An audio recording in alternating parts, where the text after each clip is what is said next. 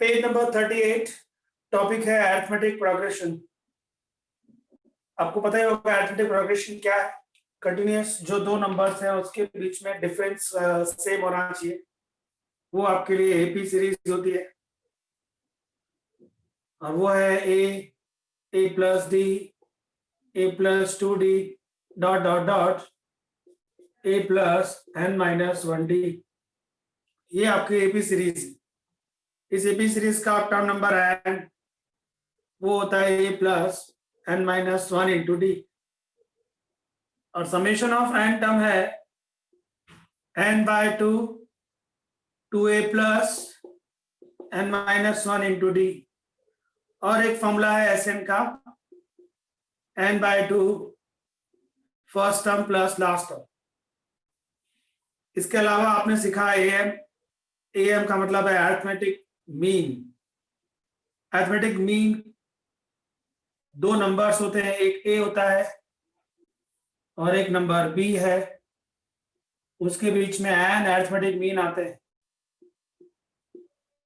और उसका first term होता है a plus D, second term होता है a plus 2d dot dot dot, last term होता है a प्लस nd। इसमें दो फॉर्मूले सिखाए गए आपको। एक अरिथमेटिक मीन का फॉर्मूला होता है a प्लस बी बाय 2, और d फाइंड करने का फॉर्मूला होता है b minus a upon n plus 1। ये सब कुछ आपके टेक्स्ट बुक में है, और जो नया है वो पढ़ते। पेज नंबर 38 पर आ जाइए, वहां पर कुछ प्रॉपर्टीज है। हमारे बुक में 4 प्रॉपर्टी दी गई है, यहाँ पर थोड़ी ज्यादा है। 38 पर फर्स्ट प्रॉपर्टी क्या कहती है, अगर कोई फिक्स कांस्टेंट नंबर किसी एपी में आप फिक्स कांस्टेंट सी एडेड और सबट्रैक्ट, ये शायद टेक्स्ट बुक की प्रॉपर्टी है। किसी एपी में अगर आप किसी कांस्टेंट नंबर को प्लस करते हो, माइनस करते हो, मल्टीप्लाई करते हो या डिवाइड करते हो, तो अभी वो नया जो फॉर्म आएगा वो एपी रहता है। इस बारे में मैं एक्सप्लेन कर चुका हूं आपको पहले। जैसे 1 2 3 4 एपी है, इस एपी में मैंने सब में +2 किया, +2 करूंगा तो ये हो जाएगा 3 4 5 6, तब भी एपी रहेगा। इन सब में मैंने -2 किया, -2 किया तो कितना आएगा, 1 - 2 -1, 2 - 2 0, 3 - 2 1, 4 - 2 2, तब भी ये एपी रहेगा। इन सब को 2 से मल्टीप्लाई किया तो आएगा 2 4 6 8, तब भी वो एपी रहेगा। और इन सबको 2 से डिवाइड किया तो 1/2 2/2 3/2 4/2। तो जब भी आप किसी फिक्स नंबर को प्लस करो, माइनस करो, मल्टीप्लाई करो या डिवाइड करो, तो जो नया एपी बनता है जो नई सीरीज बनती है वो एपी रहती है। तो 38 पेज पर जो पहली दो प्रॉपर्टी है वो आपको यही समझाती है कि किसी सीरीज में आप किसी फिक्स नंबर से प्लस, सब्ट्रैक्शन, मल्टीप्लाई या डिवाइड करो तो नई सीरीज जो आएगी वो एपी रहेगी, अगर आपकी सीरीज एपी है तो। Property number 3 please. दो अलग अलग एपीज आप ले लीजिए, दो अलग अलग डिफरेंट एपीज। प्रॉपर्टी आप रीड करो। दो डिफरेंट एपीज की बात कर रहे हैं, और वो बोल रहे हैं कि जो करस्पॉन्डिंग नंबर्स है, करस्पॉन्डिंग पोजीशंस हैं, उसी में आप प्लस करो या सब्ट्रैक्ट करो, तब भी जो नया फॉर्म आएगा वो एपी का ही रहेगा। कैसे? मान लीजिए आपके पास दो एपी है, एक है 2 4 6 एंड 15, दो एपी हो गई। इन दोनों एपी में दो ऑपरेशन करते हैं। पहला ऑपरेशन प्लस करते हैं करस्पॉन्डिंग सीक्वेंस के साथ, 2 और 5 को ऐड किया, 4 और 10 को ऐड किया, 6 और 15 को ऐड किया, तो जो न्यू सीरीज आएगी ना तब भी वो एपी रहेगी। मतलब दो एपी को ऐड किया जाए, करस्पॉन्डिंग नंबर्स जो जिस जगह पर है उसी के साथ, तो जो न्यू सीरीज बनती है वो भी एपी रहती। अब आप माइनस करके देखिए, चलो माइनस करते। 5 में से 2 गया, 10 में से 4 गया, 15 में से 6 गया तो जो नए नंबर्स आए वो एपी ही होंगे। तो दो एपी को ऐड करो तब भी एपी, दो अलग अलग एपी को आप सेपरेट करो तब भी न्यू फॉर्म एपी रहेगा। ये भी एज अ प्रॉपर्टी आपको समझना है। ये है property number 3। Now next property, a sequence obtained by multiply or divide by from AP is not a AP। मतलब वो ये कह रहा है अच्छा पहले मैंने प्लस किया है और फिर सेपरेट किया है, एक बार मल्टीप्लाई करके देखते हैं कि मल्टीप्लाई करेंगे तो क्या होगा, और डिवाइड करके भी देखते हैं, इसी नंबर्स को पता चल जाएगा कि क्या आएगा नया ऑपरेशन। पहले मल्टीप्लाई करते हैं, दो अलग अलग एपीज को मल्टीप्लाई किया जाए तो क्या आता है, 2 5 are 10, 4 into 10 40, 6 into 15 90। ये जो नई सीरीज आई क्या वो एपी है? नहीं है। नो। ये एपी नहीं है, मतलब दो अलग अलग एपी को मल्टीप्लाई करो तो एपी नहीं बनता। अबे आप डिवाइड करके देख लो। डिवीजन ऐसा कर रहा हूं, 5/2 किया, 10/4 किया, 15/6 करो, 15/6 तब भी 5/2 आता है। ओह ग्रेट, सेम सेम आ रहे नंबर्स। ओके एक और एग्जांपल लेके देख लेते, 2 4 6 के साथ 1 2 3 ले लेते, तब भी आई थिंक 1/2 1/2 1/2 यार। तो प्रॉपर्टी जो है उसमें स्टेटमेंट क्या है, a sequence obtained by multiply or division of a corresponding terms of two APs is not a AP। ये तो क्लियर आ गया, जब मल्टीप्लाई किया तो एपी नहीं है। डिवाइड करने पर क्या सीन आ रहा है बेटा? सारे एपी है। किससे पता है ये एपी है? वाई एपी, एपी में आपको शायद पढ़ाया गया होगा कि डी जो है वो नॉन जीरो होना चाहिए, D always non, D zero नहीं हो सकता। ओके डी आपके 10th की टेक्स्ट बुक में लिखा हुआ है डी जीरो होना चाहिए, बट 11 की टेक्स्ट बुक में लिखा हुआ है डी नॉट जीरो। जो डी है वो नॉन जीरो टर्म है आपके लिए, उसको आप जीरो नहीं ले सकते। अभी आप इसके बीच में डिफरेंस निकालो तो डी कैसा है please set? Zero.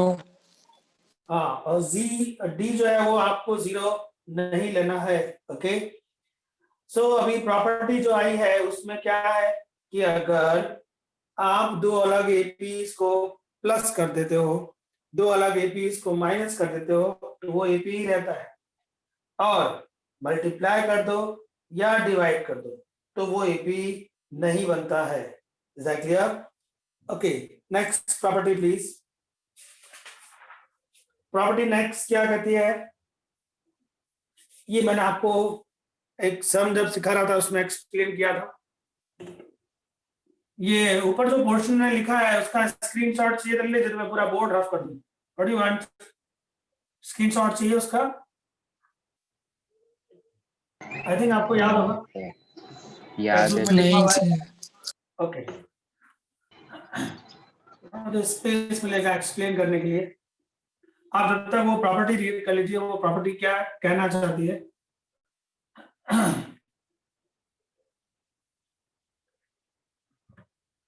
Okay property ये कह रही है कि अगर summation of P term Q है आपके लिए और summation of Q term P है आपके लिए, तो summation of P plus Q term always minus P plus Q होगा। एक एग्जांपल आपको समझा देता हूं। मान लीजिए आपको सम दिया गया एज 100:200, मतलब कोई 100 टर्म्स रहे होंगे जिसका समेशन 200 आया, और कोई 200 टर्म्स रहे होंगे जिसका समेशन 100 आया, और बोर्ड ने डिमांड की फाइंड आउट एज 300। 100 टर्म का समेशन 200 है, 200 टर्म का समेशन 100 है, पूछा गया 300 टर्म्स का समेशन क्या होगा। तो इस प्रॉपर्टी को याद करें, फिक्स है P 100 Q 200, demand P plus Q की है 200 प्लस 100, तो ऑलवेज आंसर फिक्स है माइनस P प्लस Q, तो इसका आंसर आएगा -300। मान लीजिए आपको दिया गया है tan is 20, S20 is 10, demand की गई है S30 की, answer fix -30 by using this property. Okay, screenshot please, इस प्रॉपर्टी का स्क्रीनशॉट चाहिए तो। नेक्स्ट नंबर जो प्रॉपर्टी है वो मैंने आपको एक्सप्लेन की थी कि अगर एपीज में 3 टर्म्स 5 टर्म्स इन सब की डिमांड की जाए तो क्या नंबर्स लेने चाहिए। एक बार फिर से मैं आपको याद दिलाता हूं।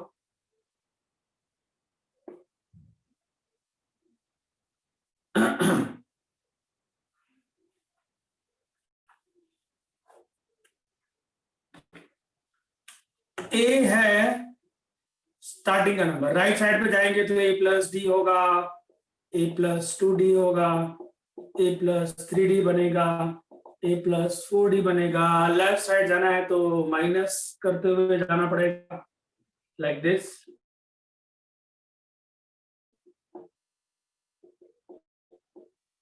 अब अगर मुझे 3 टर्म्स की डिमांड की जाए तो सबसे पहले मुझे ए लेने का, ये, फिर एक राइट साइड से और एक लेफ्ट साइड से, तो ए प्लस डी और यहां से ए माइनस डी है। मुझे 5 टर्म्स की डिमांड की जाए तो सबसे पहले मैं ए लूंगा, 2 राइट साइड से लूंगा, 2 लेफ्ट साइड से लूंगा, तो ए plus D, A plus 2d, और लेफ्ट साइड से जाऊंगा तो ए माइनस डी, ए माइनस 2d। 7 टर्म्स की डिमांड की जाएगी तो पहले ए लूंगा, 3 राइट साइड से लूंगा, 3 लेफ्ट साइड से लूंगा, तो हो गए 7 टर्म्स।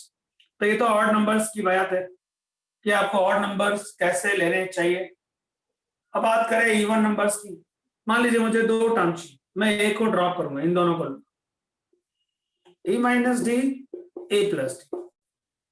मुझे अगर 4 टर्म्स की बात करेंगे तो ए को ड्रॉप किया, इन दोनों को लिया, ए minus D, A plus D.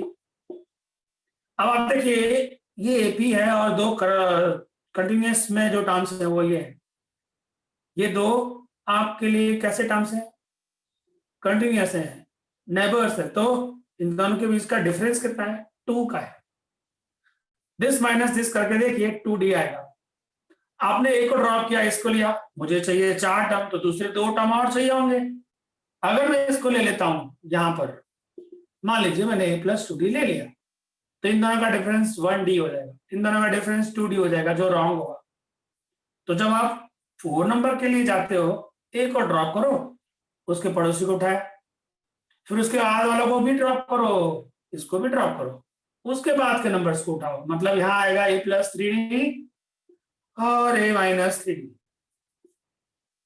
तो आप एक एक ड्रॉप करते जाएंगे और उठाते जाएंगे, राइट साइड से भी और लेफ्ट साइड से। कब? जब आप इवन नंबर्स की तलाश में निकलोगे। तो अगर आपको इवन नंबर की डिमांड की जाए तो मान लीजिए मुझे 6 टर्म्स चाहिए are in AP, 6 terms are in AP, तो क्या करूंगा, ए को ड्रॉप किया, इन दोनों को उठाया, फिर इन दोनों को ड्रॉप किया, इन दोनों को उठाया, फिर इसके आगे वाले को ड्रॉप करूंगा, उसके आगे वालों को उठाऊंगा। तो इवन नंबर में ड्रॉप करते हुए जाना है। इसको मैं आपको एक एग्जांपल देकर अच्छे से समझा देता हूँ, आपको क्लियर पिक्चर आएगा ऐसा क्यों लिया जाता है। Just for a easy calculation, और कोई रीजन नहीं है हमारे पास।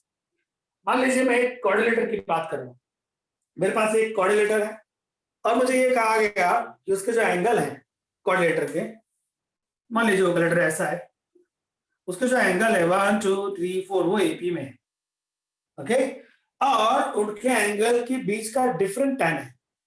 वो एंगल जो बनेंगे ना उनके बीच का डिफरेंस कितना रहेगा, ऑलवेज 10। तो मैं ये देखूंगा कि मुझे 4 एंगल की बात की गई है, कोऑर्डिनेटर है तो 4 एंगल तो बनेंगे, 4 एंगल वो भी एपी में है।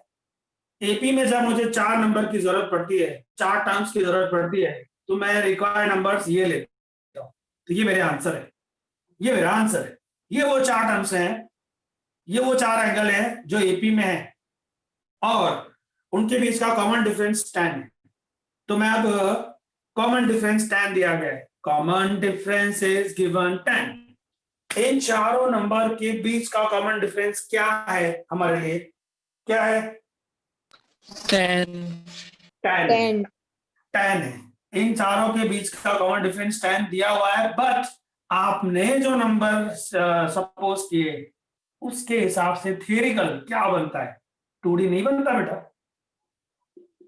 हर नंबर्स के बीच का डिफरेंस 2D है या नहीं है?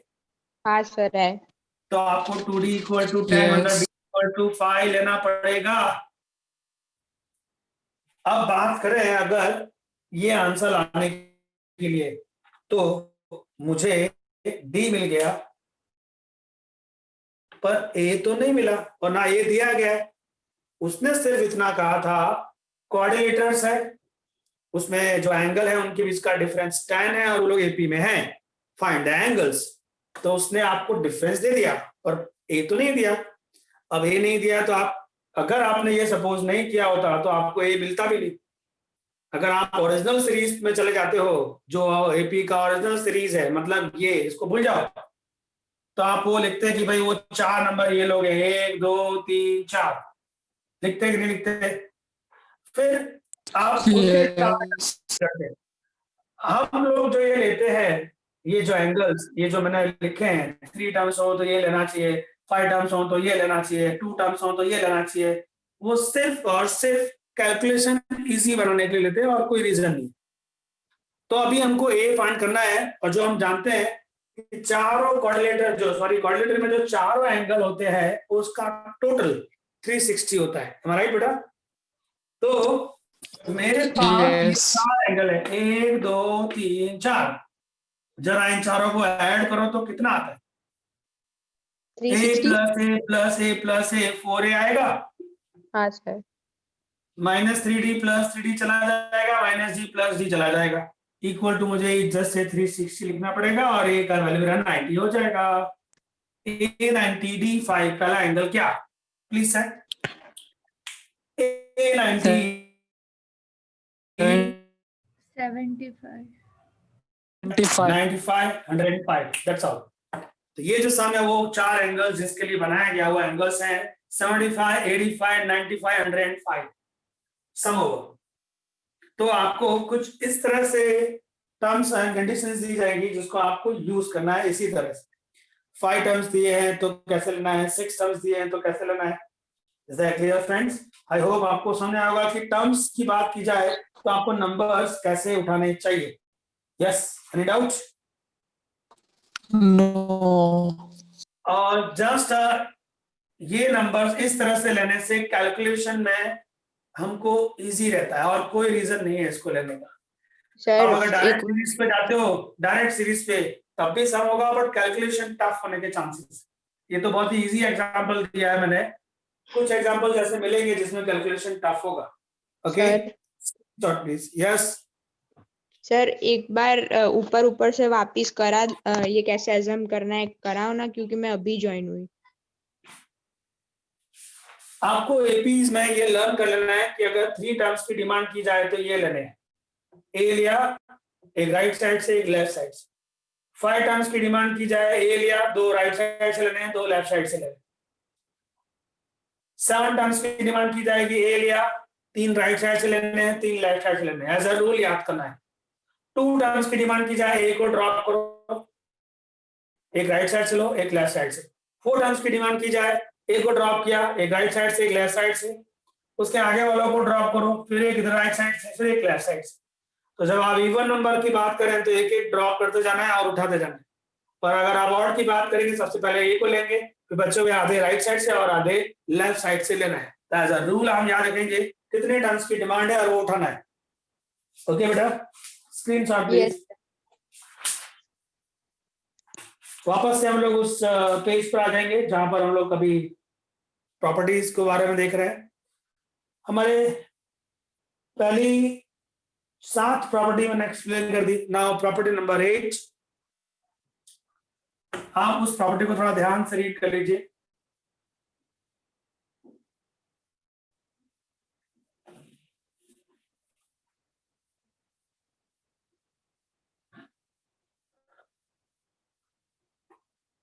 इससे प्रॉपर्टीज जो होती है वो सम करते समय कैलकुलेशन थोड़ा इजी बना देती है,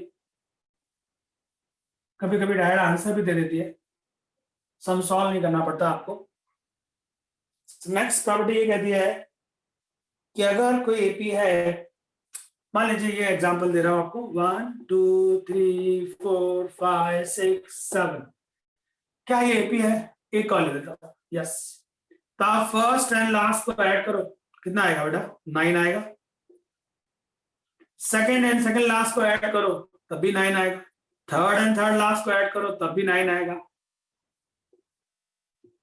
क्या हो रहा है? First and last is equal to second and second last equal to third and third last equal to four and four last. ये एपी में ऐसा होता है और किसी सीरीज में नहीं होता। क्लियर है बेटा? अगर ये एपी है तो फर्स्ट एंड लास्ट का addition is equal to always second and second last का addition is equal to always third and third last का एडिशन रहेगा। एक एग्जांपल से समझते हैं इस बात को। मेरे पास 20 टर्म्स दिए गए, term number 2 plus term number 19 मेरे पास 100 है, और पूछा गया find out term number 1 plus term number 20। तो आपका आंसर क्या आना चाहिए? What's answer? टर्म नंबर 2 और टर्म नंबर 19, मेरे पास टोटल 20 टर्म्स, तो सेकंड एंड सेकंड लास्ट का टोटल दिया गया है 100, तो 100 ही आएगा आंसर। लास्ट का टोटल भी कितना होगा? 100 ही रहेगा। 100। ओके, सो ये एक प्रॉपर्टी है आपके लिए। उसके बाद जो नेक्स्ट प्रॉपर्टी है वो हम लोग डायरेक्ट सम से करेंगे। मैं वो प्रॉपर्टी यूज नहीं करता कभी भी, डायरेक्ट एसएन फॉर्मूले से सॉल्व करता हूँ। बहुत ही सिंपल है। अभी सम्स आएंगे तो मैं एक्सप्लेन करूंगा। उसके बाद की प्रॉपर्टी भी मैंने आपको पढ़ाई हुई है कि अगर आपको समेशन ऑफ एन टर्म्स दिया जाए तो टी एन कैसे निकाला जाता है। एस एन टर्म में से एस एन माइनस 1 किया जाता है। हमारे एक्सरसाइज 9.2 में ऐसे 2-3 सम थे, राइट? आई होप याद होगा आपको कि एग्जांपल देने की जरूरत है। What you want? याद है। ओके, अब जो प्रॉपर्टीज हैं वो भी मैंने आपको लिखवाई थी जब मैं आपको सम पढ़ा रहा था। अगर किसी सीरीज का एपी सीरीज का टर्म नंबर एन दिया जाए, ए एन प्लस बी, ये है लीनियर इक्वेशन, तो उसका कॉमन डिफरेंस फिक्स होता है जो एन का कोएफिशिएंट है। और अगर किसी एपी सीरीज का समेशन ऑफ एन टर्म आपको एक कॉर्डिंग इक्वेशन दिया जाए तो उसका कॉमन डिफरेंस होता है वो ऑलवेज एन स्क्वायर का डबल होता है। एन स्क्वायर का जो कोएफिशिएंट है उसका डबल होता है। एग्जांपल, मान लीजिए मुझे टी एन दिया गया 7n माइनस 8 और पूछा गया फाइंड डी, तो आप ऑन द स्पॉट लिखेंगे व्हाट्स आंसर? एन के साथ कौन है? 7, तो डी इक्वल टू 7। और मान लीजिए आपको दिया गया S n 2n square minus 4n plus 7 और पूछा गया फाइंड डी, तो आपको ऑन द स्पॉट डी मतलब ये एक समेशन इक्वेशन है, n स्क्वायर का कोएफिशिएंट 2 है, उसका डबल कितना हो जाएगा? 4। That's all. ये जो नेक्स्ट दो एक्सरसाइज नेक्स्ट दो प्रॉपर्टीज हैं वो ये। Is that clear friends? Hello, yes. Okay, yes sir. उसके बाद जो प्रॉपर्टी लिखी है एनसीईआरटी टेक्स्ट बुक के हिसाब से वो 0 लिखा हुआ है, वो आपको 0 नहीं लेना है। उसमें पूछा है common difference can be 0 positive और नेगेटिव। कॉमन डिफरेंस पॉजिटिव हो सकता है, नेगेटिव हो सकता है, बट नॉन जीरो हो रहना चाहिए। ओके, वो एक सस्पेंस जैसा है, डाउट जैसा है कि 2 2 2 2 एपी है, 3 3 3 3 एपी है। आपके लिए ये एक ऑलवेज डाउट रहेगा क्योंकि वो जीपी भी बनता है। जीपी जब मैं आपको पढ़ाऊंगा तो क्लियर हो जाएगा कि जीपी और एपी में क्या डिफरेंस है। तो 2 2 2 जो है वो एपी भी है, 2 2 2 2 वो जीपी भी है। तो आपके लिए जो एपी है उसमें क्लियर है कि डी नॉन जीरो रहना चाहिए। ओके, नेगेटिव हो सकता है और वो पॉजिटिव भी हो सकता है। चलिए फ्रेंड्स, अब थोड़े सम्स करते हैं। Exercise number 1, page number 51, sum number 1 read कर लीजिए। इसका स्क्रीनशॉट चाहिए तो ले लो। Page number 51, question number 1 please.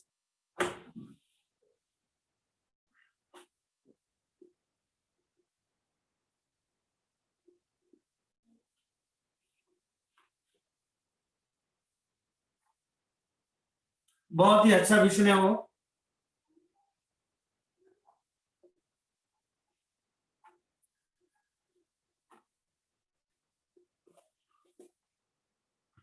Okay,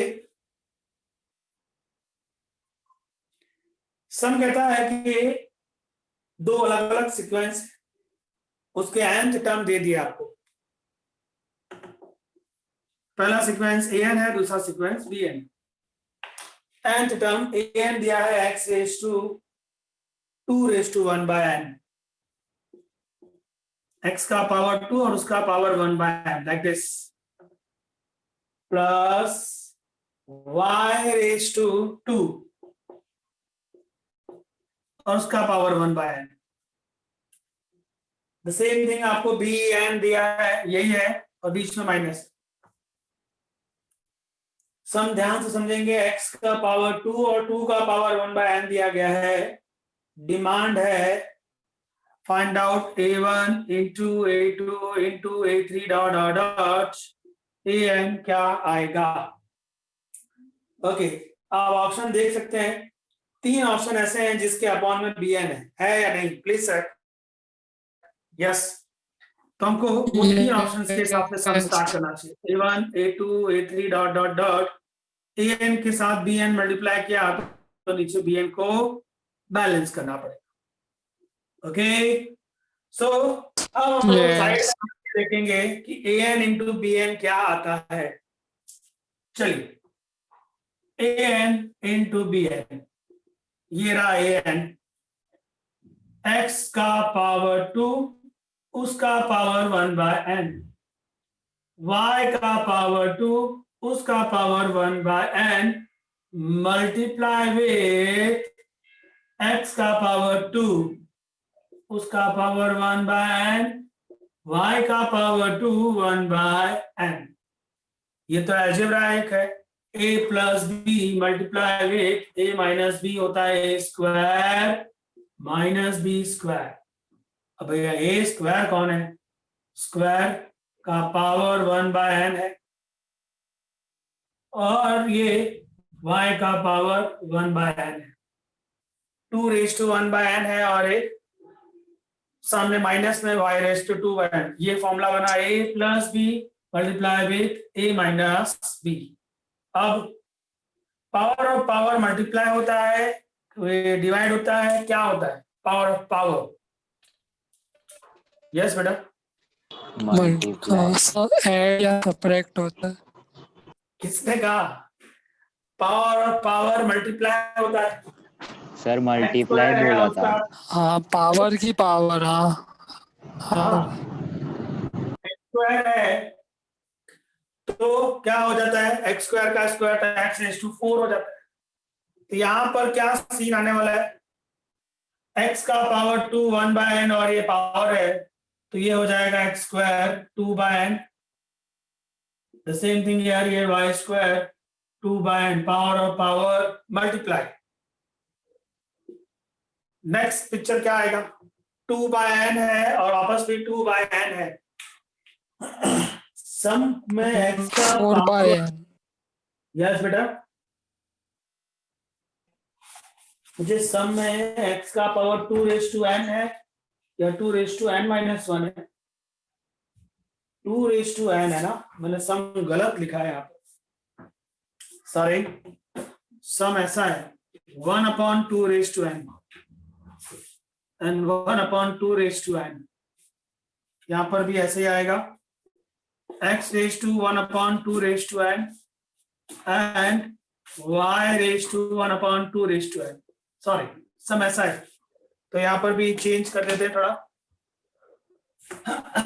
an into B N 1 upon 2 raise to n, मैंने लिखा था 1 अपॉन 2 रेज टू n। आप सम फिर से देख लीजिए, क्या 2 का पावर n है या 1 अपॉन 2 का पावर n है? Please check. 1 अपॉन 2 का पावर 1 का 1 अपॉन में 2 का पावर है, मैंने पहले 1 अपॉन 2 का पावर लिख दिया, मल्टीप्लाई विथ 1 अपॉन 2 का पावर और माइनस में 1 अपॉन 2 का पावर है।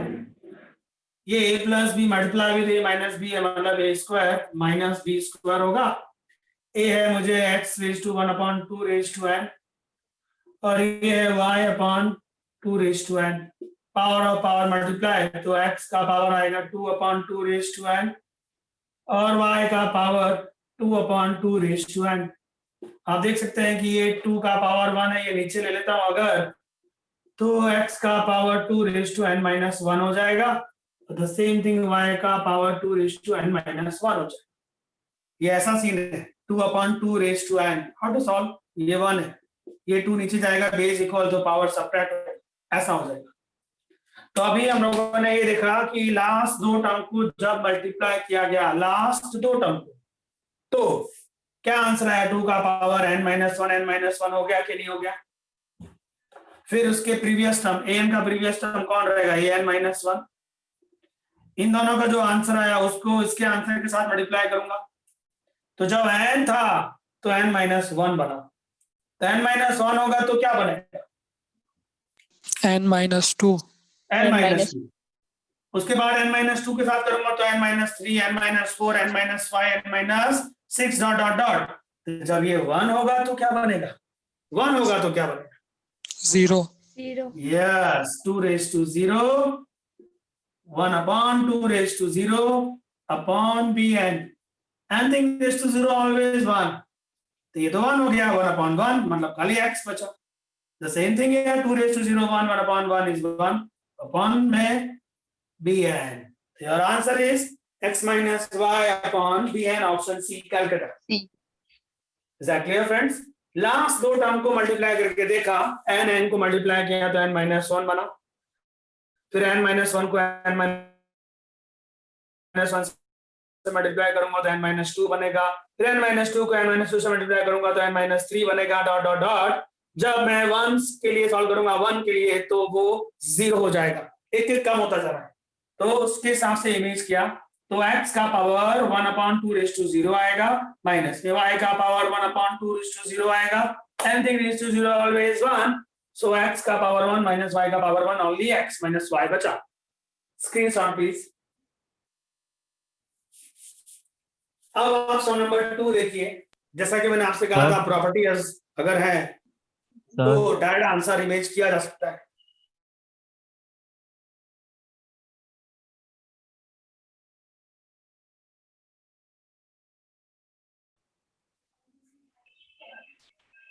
स्टार्टिंग का मतलब की तरह है, फिर अब तो an फाइंड आउट करना है, उसको मैंने bn से मल्टीप्लाई किया, bn को डिवाइड किया, साइड में जाके मैंने an into bn find out किया तो ये मिला। तो मैंने ये देखा कि an bn से x का power 2 raise to n minus 1 बनता है an bn से, तो इन दोनों का जो आंसर आएगा उसको मैं an माइनस 1 से मल्टीप्लाई करूंगा, तो जब n था तो n माइनस 1 बना, फिर n माइनस 1 मल्टीप्लाई होगा तो n माइनस 2 बनेगा, ऐसे एक एक पीछे लेते जाऊंगा तो मैं 1 तक पहुंचूंगा। जब मैं 1 पे पहुंचूंगा एक पावर इसका कम होगा 1 के हिसाब से तो 0 हो जाएगा, एनीथिंग रेज टू 0 1 होता है, इसलिए मुझे x का पावर 1 माइनस y का पावर 1 बचा। हेलो, हाँ सर। स्क्रीनशॉट सम नंबर 2 रीड कर लीजिए। समेशन दिया है, कॉमन डिफरेंस की डिमांड की गई है, जो समेशन दिया है वो एक क्वाड्रेटिक इक्वेशन है, और as a property quadratic equation में n स्क्वायर का जो कोएफिशिएंट होता है उसका डबल होता है d, तो n स्क्वायर का कोएफिशिएंट यहाँ 2 है तो इसका d आपके लिए आएगा 4। Done friends? Yes. Yes sir. ठीक है, सम नंबर 3 रीड कर लीजिए।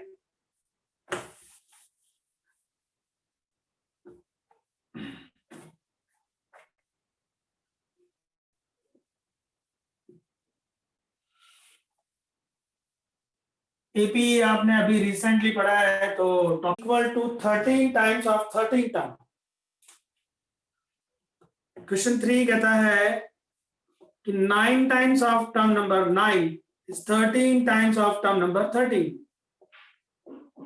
टर्म नंबर 9 का फॉर्मूला बनेगा a प्लस 8d और 13 का बनेगा a प्लस 12d। इसको सॉल्व करते हैं, ये 13a और ये 9 है, ये 9a वहां जाएगा तो आई थिंक 4a हो जाएगा। अच्छा 13 इंटू 12 करो, माइनस में 9 इंटू 8 करो, कितना आएगा बेटा? 13 इंटू 12 माइनस में 9 इंटू 8 मतलब 72। 13 इंटू 12 कितना होता है? 156। 156 Okay, minus 72 please. 84. Very good. 84D is right. क्या इसमें से 4 कॉमन आता है? Yes. 4 है ना, ये बन जा। A plus 21D 0 हो गया, करेक्ट है? क्या yes, मैं इसको A plus 22 minus 1D लिख सकता हूं? यस। ये तो आपका टर्म नंबर 22 का फॉर्मूला नहीं है। So what's about term number 22? Answer is 0। 0, उसकी डिमांड थी find out term number 22। Is that clear? फिर जो सम है वो एनसीईआरटी में, टेक्स्ट बुक के सम नहीं कराऊंगा आपको, ये एनसीईआरटी का सम है, वो आप कर लेना, अभी रिसेंटली किए हुए इसके। Next question please, number 5। ये अच्छा सम है। Question 5. A, B, C, D, E, F are in a AP.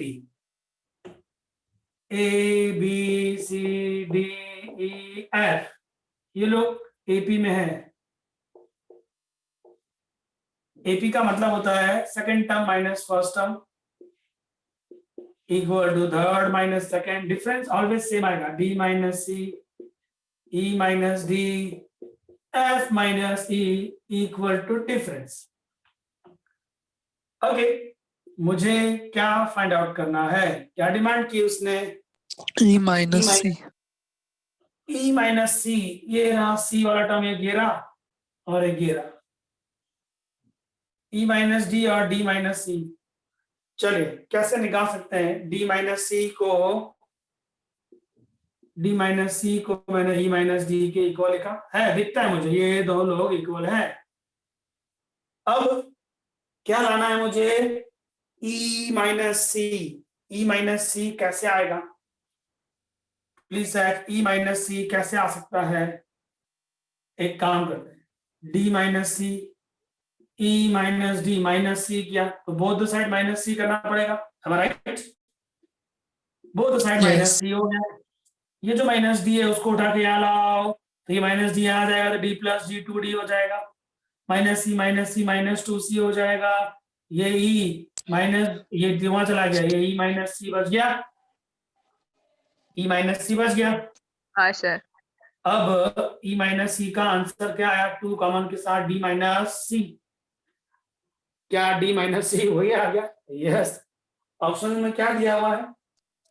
दिया है ऑप्शन में D माइनस सी। यस, हाँ yes, सी। C option, D माइनस सी दिया हुआ है, दैट्स ऑल। अगर मैं ऐसा बोलूं कि ऑप्शन में B माइनस ए दिया होता तो क्या वो राइट होता? हाँ राइट होता। क्यों राइट होता? क्योंकि D माइनस सी B माइनस ए के इक्वल भी है, पर आपको ऑप्शन में देखो B माइनस ए नहीं दिया, C माइनस बी नहीं दिया, F माइनस ई भी नहीं दिया, दिया है? क्योंकि ये तीनों तीन अगर होते तो राइट होते। तो व्हाट्स आवर राइट आंसर बेटा? E minus A is 2 times D minus C. और आंसर्स क्या हो सकते थे? 2 times B minus A, 2 times C minus B, 2 times F minus E. ये लोग भी राइट आंसर देते। Okay, screenshot please. Sum number 6 now.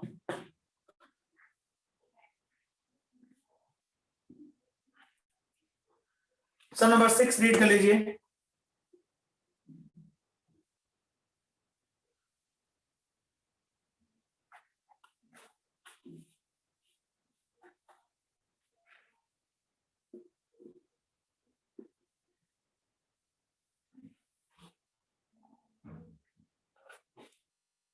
Summation of 2n terms is given 3 times summation of n terms.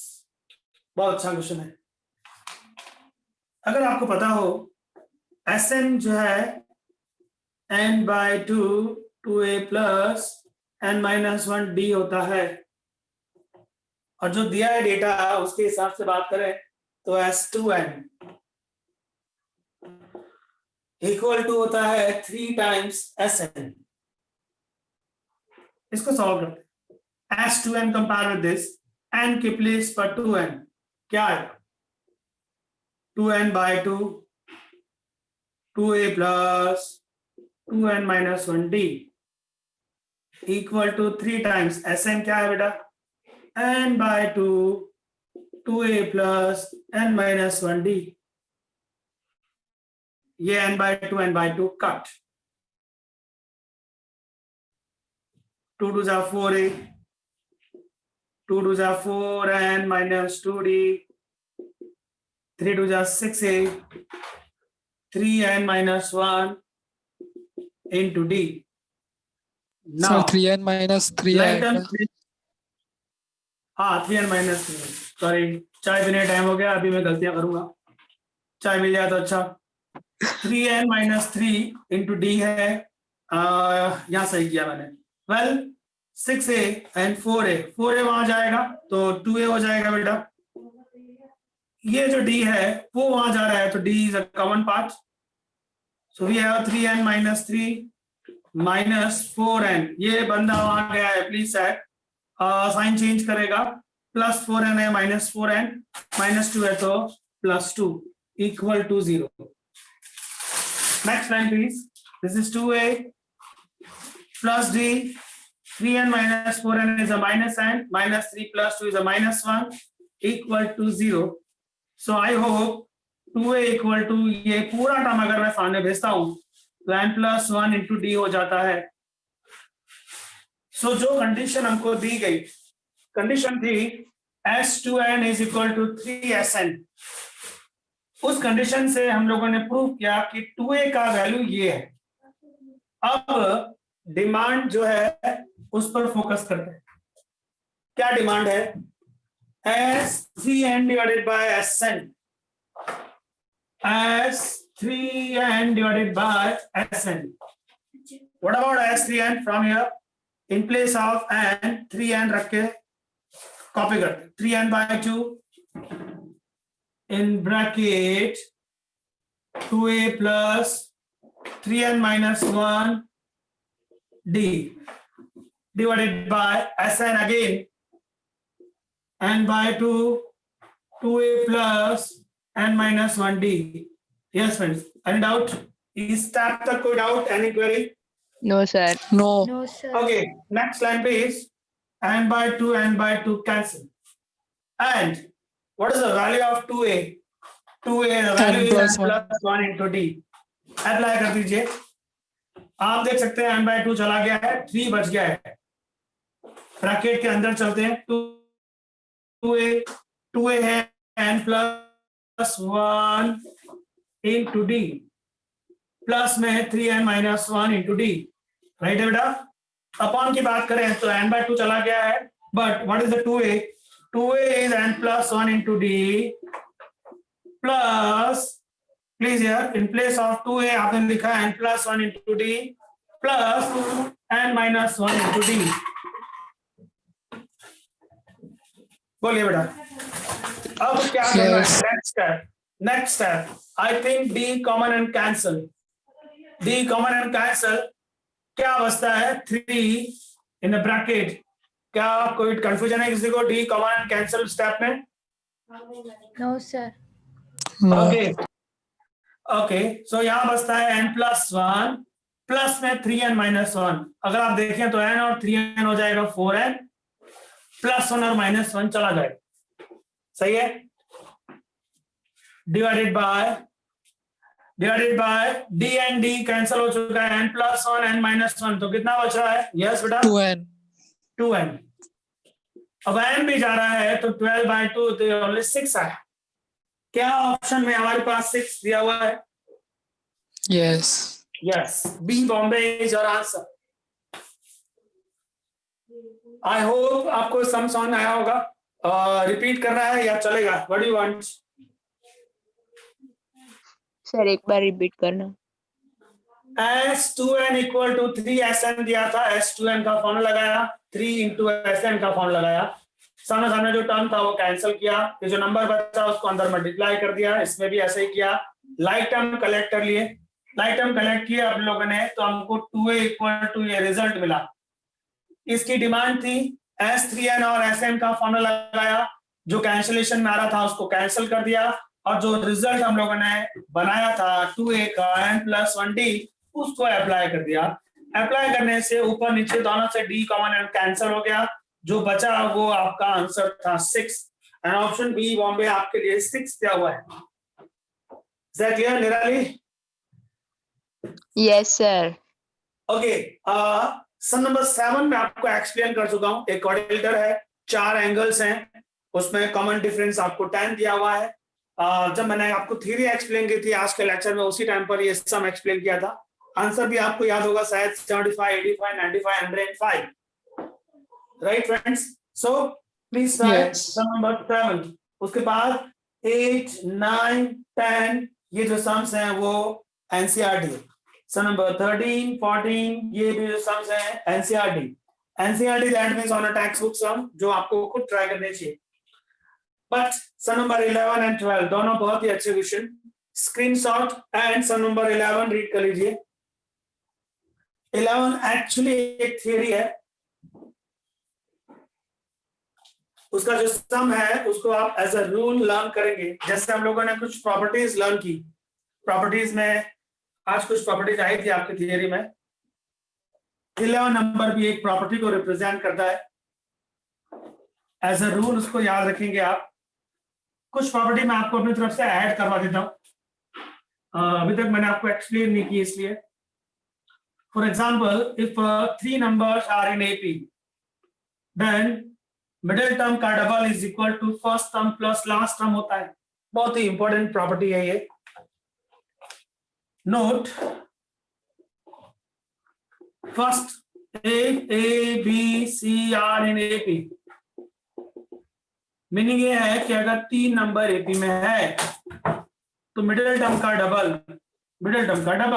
Is equal to first term plus last term होता है। As a rule याद रखना है। Example please, 5, 10, 15 AP है, yes और no friends? 5, 10, 15 Yes. Are in AP, yes. Please set middle term का double 10 का double 20 is equal to first term plus last term 5 plus 15. So as a rule याद रखना है आपको always. Suppose that we have a 7, 9 and 11. What is the middle term double? 9 का double 18. is equal to 7 plus 11. Yes. तो तो ये तो property आपको ये एवरेज ही है कहती ना? है what?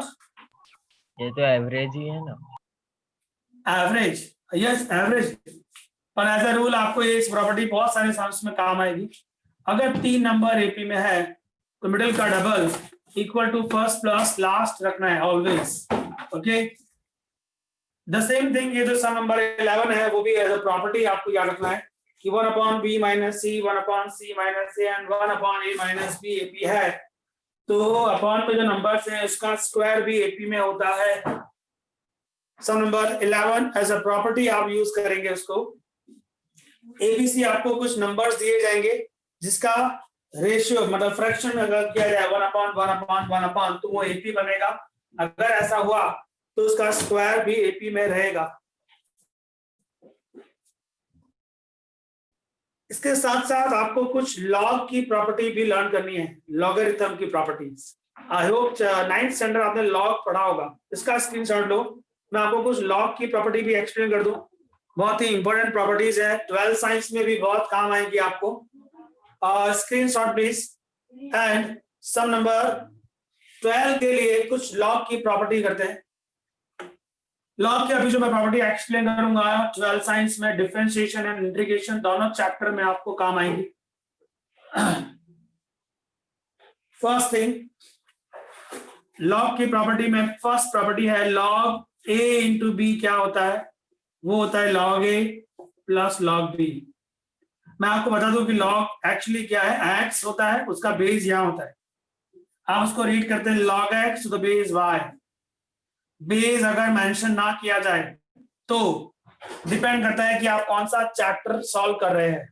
अगर आप अलजेब्रा सॉल्व कर रहे हैं तो बेस को 10 लिया जाता है। अगर आप कैलकुलस मैथमेटिक्स सॉल्व कर रहे हैं तो बेस e लिया जाता है। डिपेंड करता है कि आप कौन सा चैप्टर सॉल्व कर रहे हैं।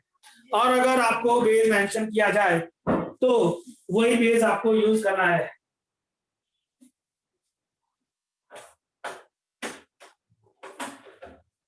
सो बेस अगर मेंशन नहीं है और अगर आप अलजेब्रा कर रहे हैं तो आपको बेस ऑलवेज क्या लेना होगा 10, अगर मेंशन ना किया जाए तो, और समय अगर आपको बेस मेंशन कर दिया जाए तो वही लेना है आपको।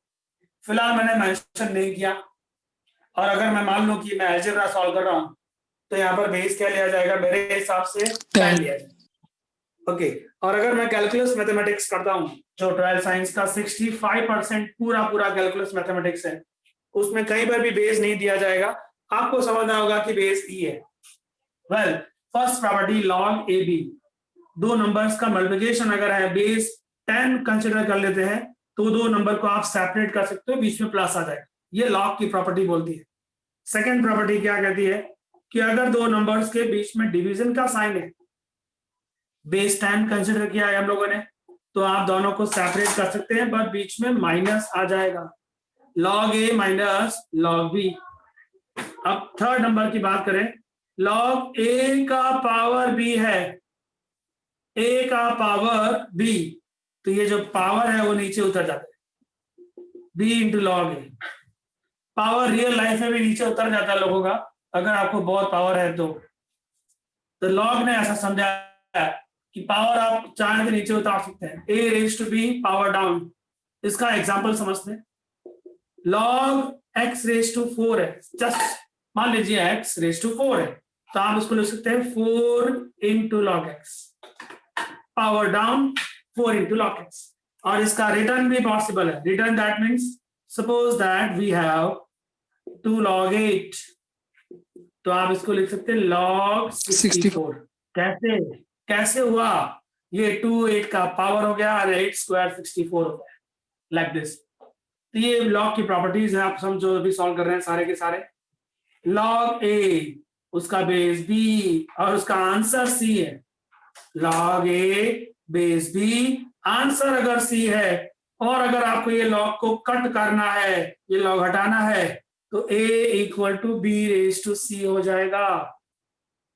ये लॉग कट होगा, ये यही रह जाएगा, ये b सामने चला जाएगा और सामने वाला उसका पावर हो जाएगा, लॉग की प्रॉपर्टी कहती है। नेक्स्ट नंबर, लॉग a और उसका बेस b है, आप उसको 1 में लिखोगे ना तो ये उल्टा हो जाएगा, b to the base a हो जाएगा, a to the base b था, अपॉन में लिखा 1 के अपॉन में, तो उल्टा हो गया, b to the base a हो गया।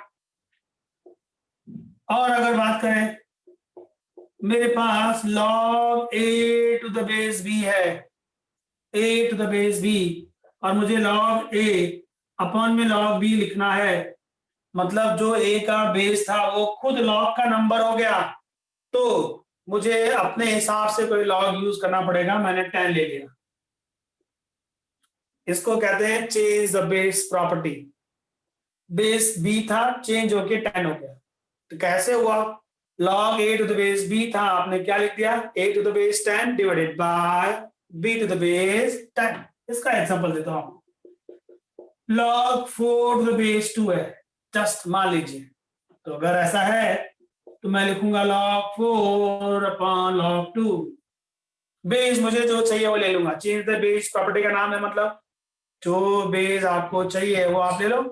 तो इस समय मुझे बेस 2 चाहिए तो मैं ले लिया, क्यों चाहिए मैं आपको समझाता हूँ। log टू द बेस 2 है ना आपके पास, है या नहीं, log to the base 2, log की प्रॉपर्टी ये कहती है कि अगर सेम सेम हो गया ये दोनों तो वो 1 हो जाता है, log की प्रॉपर्टी कहती है दोनों सेम सेम हो जाए तो वो 1 हो जाता है। ठीक है, चलो नीचे वाला पोर्शन 1 हो गया। अब बात करूं अगर मैं इसकी, तो क्या ये जो 4 है उसका 2 मैं ऐसे आगे ला सकता हूँ, 100% ला सकता हूँ। कैसे, 4 मतलब 2 स्क्वायर और पावर नीचे आ जाएगा, क्या ये वापस सेम सेम नहीं हो गया, यस सेम सेम हो गया, तो ये भी 1 हो गया, तो खाली 2 इसका आंसर आया। तो आपने log 4 टू द बेस 2 को प्रॉपर्टी से सॉल्व किया और आपका आंसर 2 मिला, ये change the base property. a का बेस b था, मुझे कुछ और बेस बनाना है तो मैं ये प्रॉपर्टी ले लूंगा, दोनों को डिफरेंट कर दूंगा, बेस मुझे जो चाहिए सबकी डिमांड पर डिपेंड करेगा, आपको क्या चाहिए वो आपको उठाना है। और एक एग्जांपल देख लीजिए जो बहुत काम का है, x इज इक्वल टू मान लीजिए y रेज टू z है, इसकी रिटर्न प्रॉपर्टी, इसकी return property x equal to y raise to z है, और मुझे अगर log लेना है तो ये log x को मिलेगा, ये जो y है वो उसका बेस बनेगा और वो z y का वहीं रह जाएगा। That's all. इसका भी एक एग्जांपल देखते हैं, अच्छे से समझ में आएगा आपको। क्या 8 is equal to 2 raise to 3? Yes. Yes. अगर मुझे ये चीज लॉग में लिखनी होगी तो कैसे लिखूंगा? log 8 आएगा, ये 2 इसका बेस बन जाएगा, इक्वल टू 3 आएगा। और अगर आप प्रैक्टिकली सॉल्व करेंगे तब भी आपको लगेगा यस ऐसा हो रहा है। कैसे? देखिए आप 8 को मैं 2 रेज टू 3 लिख सकता हूँ, वो जो 3 है वो पावर नीचे आ जाएगा, तो यहाँ 2, यहाँ पर भी 2, 2 तो जाएगा तो 1 हो जाएगा, तो बचेगा 3, वही तो इसका आंसर है। तो ये लॉग की कुछ प्रॉपर्टीज हैं जो आपको एज अ रूल लर्न रखनी है। और भी प्रॉपर्टीज हैं, फिलहाल हमको एंड सम नंबर 12 रीड कर लीजिए। क्वेश्चन नंबर 12, 3 नंबर्स, तीनों 3 आपको लॉग में दिए और वो एपी है। ओके, इसका स्क्रीनशॉट प्लीज संभाल के रखना, ये बहुत काम आएगा आपको, 12 साइंस में भी बहुत काम आएगा। नंबर 12 रीड कर रहे हैं आप लोग अभी।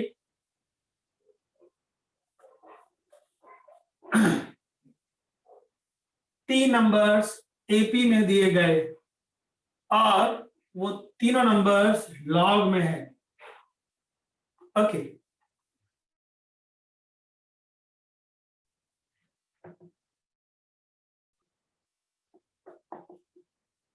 Comma log 2 raise to n minus 1 है, comma log 2 raise to n plus 3 है। ये 3 नंबर एपी में है तो आपको n का वैल्यू ढूंढना है। ओके, मैंने आपसे कहा था 3 numbers are in AP, 3 numbers are in AP, then middle term का डबल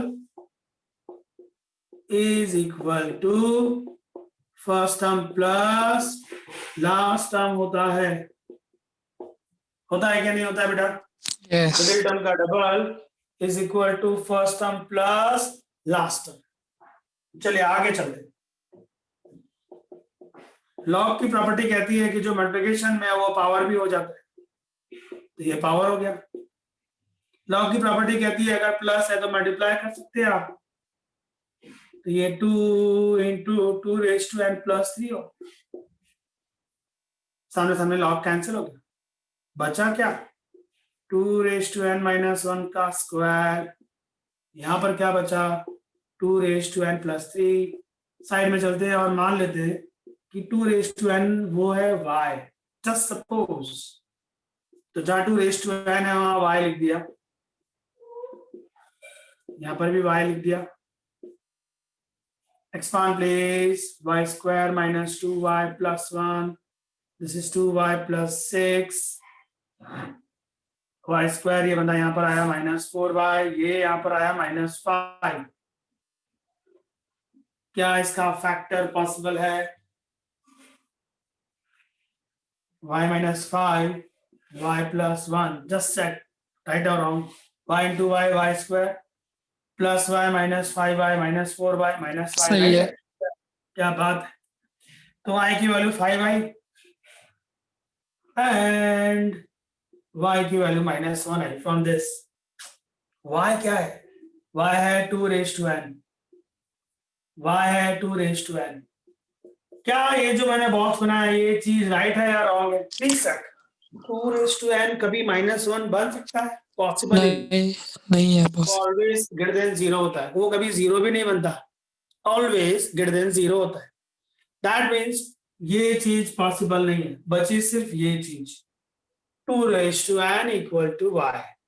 मुझे चाहिए n का वैल्यू, n जो है वो 2 का पावर है। कौन है जो इसको नीचे उतार सकता है? n को।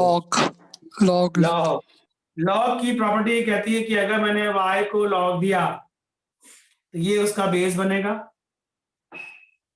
कि नहीं? ये y थोड़ी नहीं, तो 5 है सॉरी, 5 को लॉग दिया तो ये 2 उसका बेस बनेगा और ये n नीचे आ जाएगा। मैंने ऐसे प्रॉपर्टी आपको समझाई अभी, याद हो तो लास्ट प्रॉपर्टी यही थी। इसको लॉग दिया, ये बेस हो जाएगा और ये नीचे आ जाएगा, तो n का वैल्यू कितना आया? log 5 to the base 2। कौन सा ऑप्शन मैच होता है? Option B. B. Option B match होता है। Is that clear friends? Log की प्रॉपर्टी बहुत ही इंपॉर्टेंट, और उसके बेस पर ये कुछ सम्स हैं जो आपको करने हैं। उसमें ये पहला सम आया 12, आगे भी सम्स आएंगे लॉग। अब आप सम नंबर 15 देख लीजिए, जो टेक्स्ट बुक का सम है, लेकिन मैं आपको फिर से याद दिला देता हूँ एक बार, बहुत ही इंपॉर्टेंट है, इसलिए स्क्रीनशॉट एंड 15 नंबर का सम रीड कर लीजिए।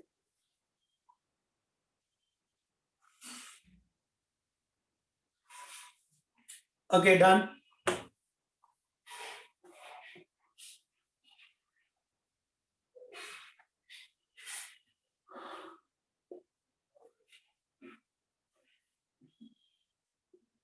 किसी को याद होगा अगर 15 सम, तो बताया था मैंने उसमें एक फॉर्मूला। मैं आपको आज डायरेक्ट समझा दे रहा हूं। नंबर 15 की थ्योरी ऐसा कहती है, ये लास्ट क्वेश्चन है आज का। For 2 APs